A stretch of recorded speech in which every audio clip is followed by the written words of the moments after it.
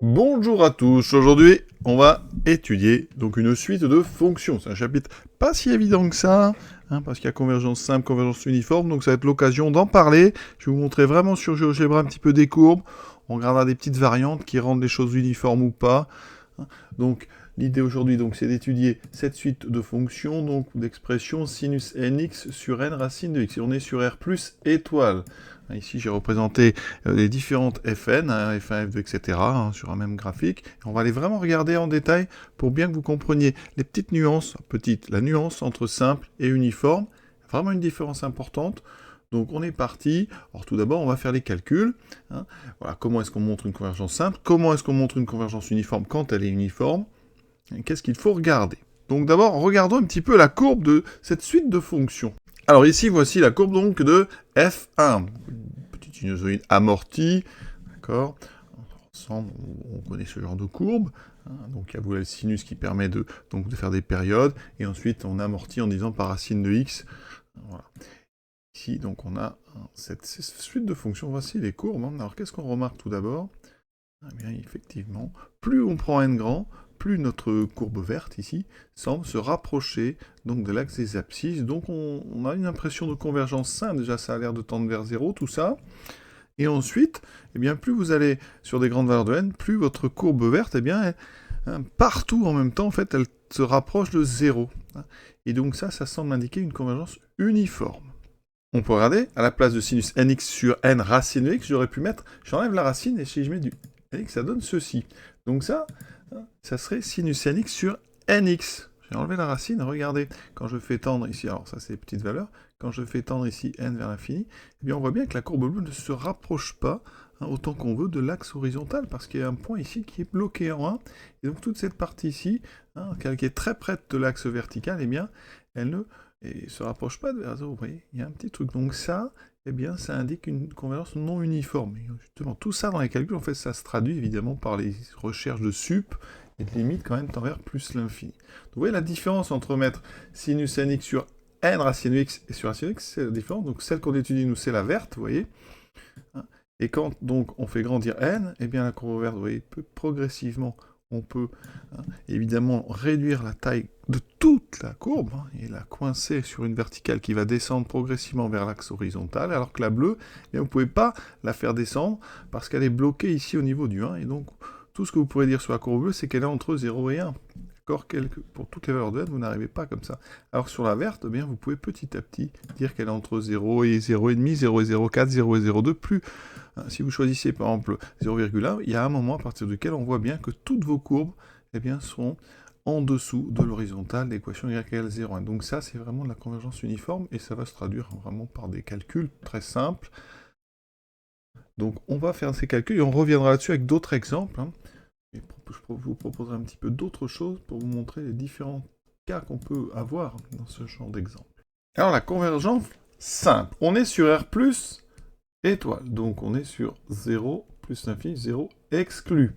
L'idée c'est de prendre pour n'importe, donc on va fixer x, donc ici il faut imaginer, donc on fixe x, d'accord, et on va regarder la limite quand n tend vers plus l'infini. Donc on cherche en fait la limite quand n tend vers plus l'infini de sinus nx sur n racine de x. Et vous devez imaginer que x est constant, d'accord?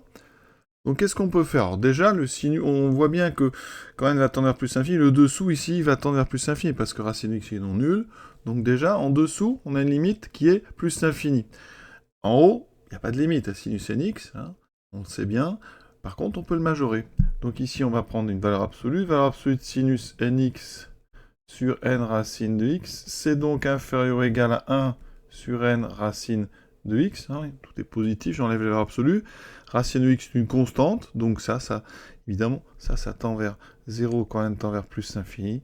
Voilà, c'est un théorème classique, théorème des gendarmes. Vous savez dire que la limite de votre valeur absolue, la limite de la valeur absolue vaut 0, puisqu'on est entre 0 et ça. Et donc la limite de ce qu'il y a dedans, c'est donc 0. Donc la limite de sinus nx sur n racine de x, quand n tend vers plus l'infini, c'est très important ici de bien voir, c'est n qui tend vers plus l'infini, c'est 0. C'est-à-dire que pour x fixé, la limite est toujours 0. Et donc, ça veut dire que Eh bien, cette suite Fn, elle converge simplement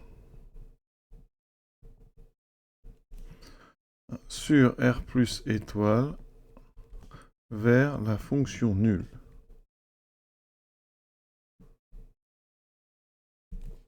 Et ça, regardez, donc ça c'est F1. En violet, j'ai tracé la courbe de la fonction nulle donc sur R plus étoile. Et quand j'augmente petit à petit, on voit que, vous voyez, aux courbes vertes, eh bien, petit à petit, sont de plus en plus proches. Évidemment, c'est des calculs qui sont un peu compliqués à faire rapidement pour des logiciels, mais vous voyez que petit à petit, eh bien, votre courbe verte eh bien, va approcher. Alors, après, c'est de plus en plus lent, mais on vient de montrer qu'à chaque fois, pour chaque valeur de x, eh bien le point qui correspond eh bien, va tendre vers l'axe horizontal. Ça, c'est donc de la convergence, en général, très facile à obtenir. La convergence uniforme. Donc là, complètement différent. On va estimer, en fait, donc on va prendre soit x, donc strictement positif.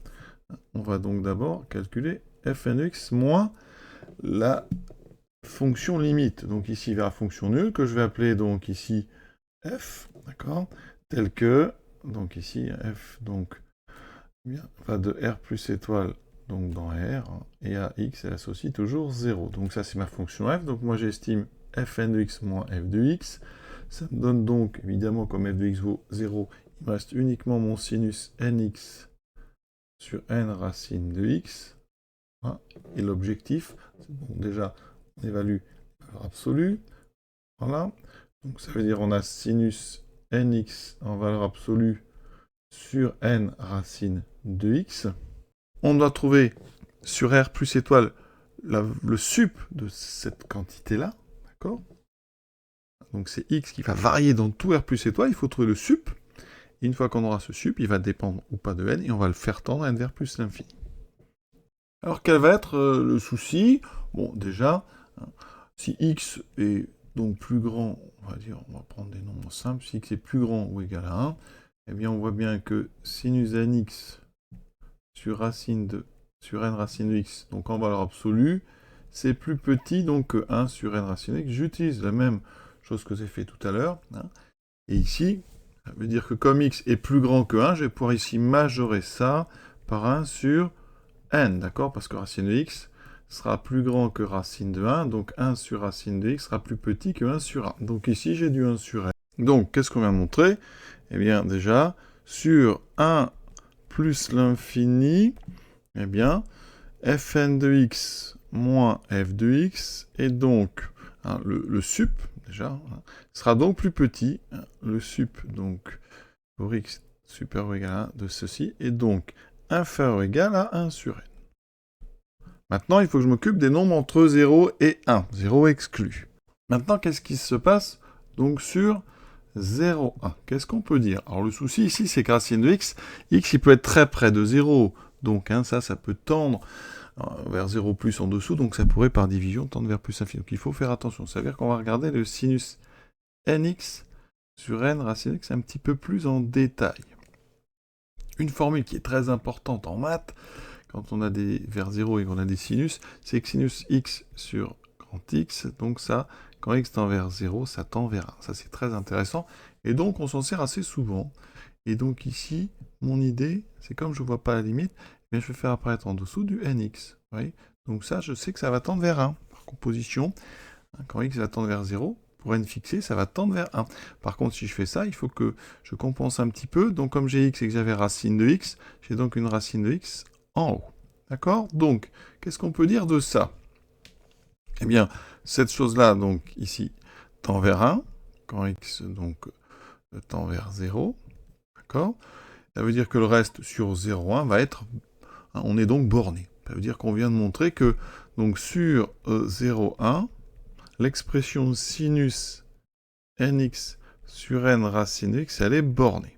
Alors ça, c'est pas très intéressant, parce que moi, ce qui m'intéresse, c'est que je la borne avec quelque chose qui dépend de n, de façon à pouvoir après faire tendre n vers plus infini. Donc ça, je viens de montrer que c'est borné, c'est sympa, mais ça n'a pas d'intérêt pour ma convergence uniforme. Moi, il faut que je trouve ici, il faut que je trouve une borne qui dépendrait de n et qui tende vers 0. Ça serait pratique. C'est-à-dire que mon astuce habituelle ici ne marche pas. Il faut faire un petit peu mieux. Donc, ce qu'on peut essayer, c'est de garder un petit peu du n en dehors de nos sinus. Donc on va faire du sinus nx sur racine de nx. D'accord, si je fais ça, le racine x, je l'ai déjà, mais c'est le n que je n'ai plus. Donc ici, j'ai du 1 sur racine de n. Voilà, n. Et ça, eh bien maintenant, c'est intéressant parce que je vais essayer de montrer que cette chose-là, ici, on va regarder un petit peu, est-ce que cette chose-là est bornée? Si ça, c'était borné, eh bien j'aurais ici quelque chose qui dépend de n et qui tend vers 0. Donc regardons, alors il faut que j'étudie sinus x sur racine de x. Alors qu'est-ce que ça donne quand on est entre 0 et 1? Eh bien ici, donc je vais peut-être revenir à mon sinus x sur x, ça va être borné. Et donc comme j'ai une racine ici, j'ai une racine en haut. Donc là, effectivement, on revient sur ce qu'on a fait juste précédemment. Ceci, donc on est sur 0,1. Comme la limite vaut 1 en 0, ça c'est continu, avec une limite égale à 1 en 0, donc ça c'est borné. Et racine x est borné sur 0,1 aussi. Donc ça veut dire que sur 0,1, sinus nx sur racine de nx est borné. Et ça c'est intéressant, d'accord? Parce que là, on va pouvoir borner par exemple par, on va appeler m appartenant par un nombre m strictement positif qu'on ne connaît pas, que j'ai pas envie tout d'ailleurs de connaître ici, c'est pas utile. Et donc qu'est-ce que ça nous dit? Ça nous dit que notre produit ici, eh bien si on se place sur 0,1, eh bien en valeur absolue, eh bien ça va être, alors borné on va dire, alors je vais borner la valeur absolue, ce sera plus simple, donc c'est inférieur ou égal à m, donc sur racine carrée de n. Et ça c'est intéressant, parce que maintenant, vous voyez que mon sup, donc le sup pour x plus grand que 1, il est inférieur ou égal à 1 sur n. Le sup, maintenant je viens de montrer que le sup pour x appartenant à 0,1, donc de mes fn de x moins f de x, il est inférieur ou égal à grand M sur racine de n, avec grand M qui est un nombre strictement positif fixe. Donc, qu'est-ce qu'on vient d'en déduire? Le sup pour x strictement positif de nos fn de x moins f de x en valeur absolue est donc plus petit que le max de 1 sur n, m sur racine de n. D'accord? Que le max de 1 sur n, m sur racine de n. Et maintenant, on n'a plus qu'à faire tendre n vers plus l'infini. Et donc, on écrit que la limite, quand n tend vers plus l'infini, du sup pour x strictement positif, donc sur r plus étoile, dfn de x moins f de x, est donc égal à 0. Parce qu'ici, ça, ce max-là, et que les deux tendent vers 0, donc ça tend vers 0 quand n tend vers plus l'infini. Donc on a ici inférieur ou égal à quelque chose qui tend vers 0, donc ça tend vers 0. Et donc Fn converge uniformément sur R plus et étoile. Alors avant de conclure, on va regarder un petit peu, justement, je vous propose de regarder d'autres fonctions un petit peu similaires. Donc là, c'était sinus nx sur n, donc racine de x. Si je mets ici, donc sinus nx sur nx, si j'enlève la racine carrée, ça donne ceci. Voilà. Vous avez ici cette courbe bleue, et ça c'est donc du sinus nx sur nx, très classique. Alors, quand n tend vers plus l'infini, regardez ce qui se passe. Eh bien, effectivement, à chaque endroit, on a l'impression qu'on se rapproche de 0, mais il y a quand même un petit problème, vous voyez. Au niveau de 0, la limite en 0, c'est 1. Et donc, vous avez ici la courbe de toutes les fonctions fn qui finit finalement par être raccrochée à ce point qui est ici. Et donc, quand on fait tendre n vers plus l'infini, eh bien, on voit bien que la courbe bleue, eh bien, il y a toujours une partie qui reste, de toute façon, tout près de 1. Et donc, vous n'arrivez pas à diminuer l'espace entre la courbe violette et la courbe bleue sur tout l'ensemble. Il y a toujours, en fait, un espace de 1, parce que vous avez toujours un tout petit bout de la courbe qui va vraiment être très près de 1. Et ça, même quand n grandit, vous n'arrivez pas à réduire cet écart. Donc, quand vous faites fn de x moins la limite, eh bien, le sub vaut toujours 1. Il ne tend pas vers 0, donc vous n'avez pas une convergence uniforme. Vous voyez, donc ça, c'est sinus nx sur nx. Si à la place du sinus nx sur nx, vous mettez nx carré, ça donne ceci. Et là, en 0, vous avez encore pire, ça, la limite est plus l'infini. Donc, si j'enlève la courbe d'avant, voilà, ça, c'est votre sinus nx sur nx carré, et bien, votre suite de fonctions, vous voyez, elle n'est même pas accrochée donc en 1. Il y avait une limite infinie en 0. Donc là, on n'avait pas du tout convergence uniforme à la limite de tous les fn quand x tend vers 0 et plus l'infini. Donc vous n'arriverez pas comme ça à avoir un sup sur tout l'ensemble R plus étoile qui tend vers 0. Donc c'est un autre cas. Vous voyez, vous avez ceux qui sont accrochés en 1. Lui, il va vers plus l'infini. Alors après, on peut faire un peu plus tordu. Par exemple, celle-ci.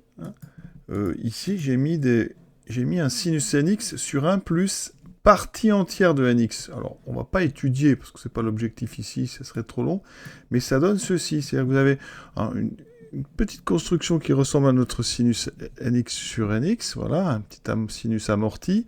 Alors, il y a plein de coupures parce que j'ai mis une partie entière, mais ce qu'on a fait, c'est qu'ici, vous avez un petit maximum ici, qui est atteint en 1 sur n, je vous le dis. Et ce maximum, il vaut toujours le sinus de 1 radian, c'est-à-dire 0,84 à peu près. Et donc, vous pouvez faire grandir n, vous avez toujours un point de chaque courbe qui est ici en 0,84. Vous n'arriverez pas, encore une fois, à réduire l'espace entre la courbe violette et la courbe rouge sur tout l'ensemble en même temps. Vous avez comme ça un point, un espace qui vaut toujours sinus 1. Et vous avez aussi d'autres points qui ne bougent pas en hauteur, ça dépend de cette fonction. Donc c'est du sinus nx sur 1 plus partie entière de nx, juste pour montrer ici. C'est-à-dire qu'en 0, il n'y a pas de problème, ça tend bien vers 0. Mais vous avez ici un point qui est toujours à la même hauteur, qui est en sinus 1. Et que ce point, évidemment, sur chaque fn, il se rapproche de 0. Ce qui fait que vos courbes ici rouges, donc si vous prenez une valeur de x fixe, ça tend toujours vers 0, mais vous n'arrivez pas à réduire cet espace entre la courbe rouge et la courbe bleue sur tout l'ensemble en même temps. Il n'y a pas convergence uniforme. D'accord ? Et donc c'est une autre illustration de ces problèmes de convergence uniforme. Donc vous avez des problèmes de points attachés. Vous ne pouvez pas réduire la distance, c'était en 1. Vous avez ces problèmes infinis, bon là c'est plus simple à comprendre. Et vous avez ces points ici. Vous avez en fait une courbe avec un sommet qui lui ne descend pas vers 0. Il pouvait faire tendre n vers plus infini. Le sommet est toujours ici à la même hauteur. Et donc ça c'est intéressant. Alors c'est plus dur à étudier parce que j'ai mis des parties entières, donc on ne va pas s'y en intéresser, mais voilà. Donc pensez bien, différence entre convergence simple, convergence uniforme, ça c'est très important à essayer d'illustrer ça par des dessins. C'est une notion un petit peu abstraite, d'accord ? Donc il faut faire des exemples simples. Faites des exemples simples, je ne peux que vous conseiller ça, il faut travailler les choses simples. Voilà, je vous souhaite une bonne fin de journée et à très bientôt.